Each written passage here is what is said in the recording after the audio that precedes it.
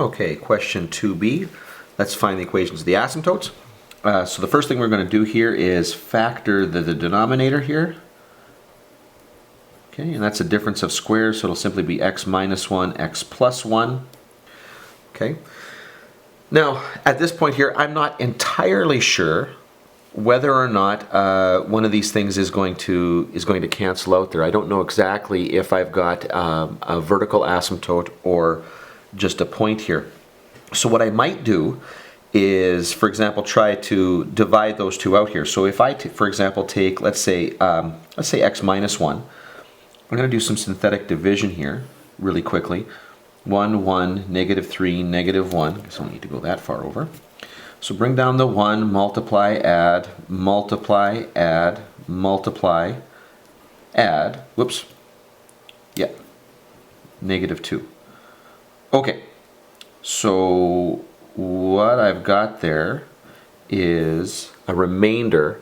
That is obviously my x, the factor here, x minus 1, means this is going to in fact be a vertical asymptote. So I've got a vertical asymptote, okay, at x is equal to positive 1. Now let's try the x plus 1 here, the negative 1. So I'll put the negative 1 out, and we'll do the synthetic division again. 1, 1, negative 3, negative 1. So bring down the 1, multiply, negative 1, add 0. Multiply 0, add negative 3, multiply 3, add. Okay, so I am going to get here, I've got two vertical asymptotes here. Okay, so I've got a vertical asymptote at x equals negative 1 as well. And now again, the reason why I'm doing that is because you think back to your math 30-1, if these factors here divided into that, then that would actually be just a hole in the graph, not a vertical asymptote, and you got to check that. So now, what we want to do here is we've got rid of those. We know that the degree of the numerator is larger than the degree of the denominator, so perhaps what we should do here is do our, a polynomial division.